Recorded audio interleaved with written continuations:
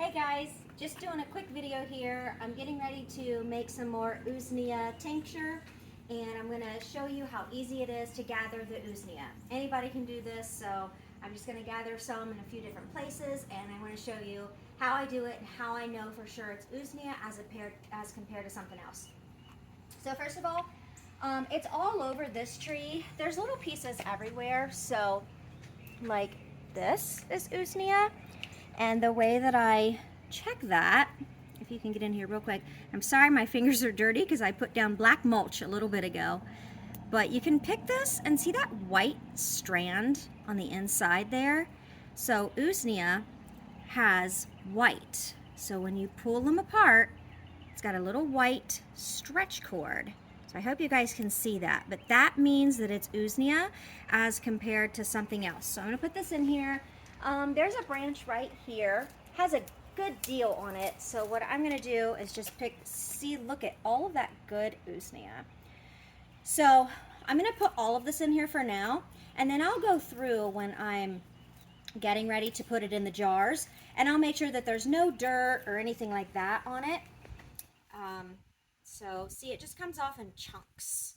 So this is all Usnea lichen. A lichen just means that that's the form of plant that it is. So technically a lichen is a mushroom. So there you have it.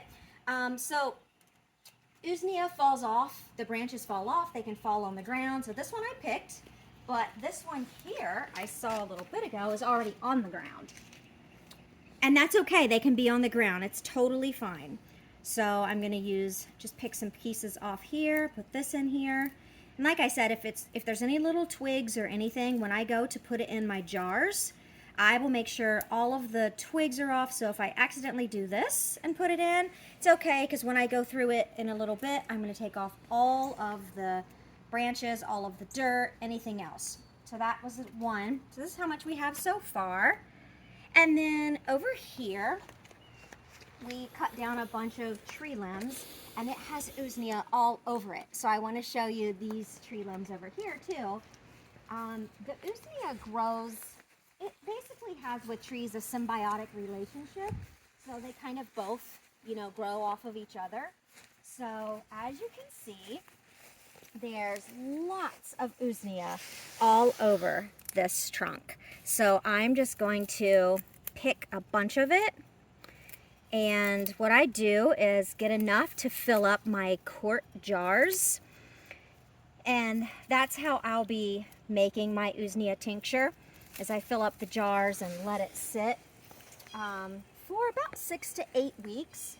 If you let it sit longer, that's fine. There won't be any problem at all. But if you let it sit shorter than 6 weeks, you might not get all of the medicinal properties out of the Usnea. So just make sure if you're making this that you want to get all of the properties out of it. So this would take a little while, to go through here and pick all of this, but you have to get enough in order to fill up your entire jar.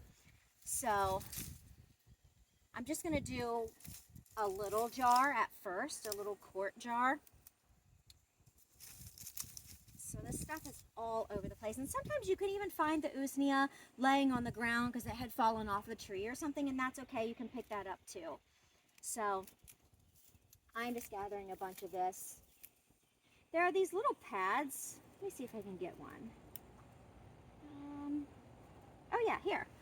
Okay, come check this out. You see these little round dots? These are like little pads that actually stick the Usnea to whatever it's growing on. So when I go through and put this in the jars, I'm going to take off every single one of these little pads. So I don't really want them. There's not like a medicinal property in there. So I don't want those in the mix. So I'll make sure, like I said, to clean up everything before I put it in the jar with my alcohol to sit. So we've gotten quite a bit so far, just on this little area. Like I said, it's all over these trees here that we had cut down. So that's probably enough right there to do one of the little jars that I'm going to do. There's probably some more down here. See, some of it's a little longer than others, like this one's hanging down and some of it's really short. There's this kind of a funky term for this. It's also called old man's beard because the stuff can grow so long. You can see big bunches of it hanging off the trees, and it just kind of got the old name old man's beard. So if you hear old man's beard, that's actually another name for Usnea lichen. So I think this is just about all that I'm gonna gather right now for this batch that I'm gonna make. And you guys let me know if you have any questions. Don't forget to like and subscribe and comment below. Thank you.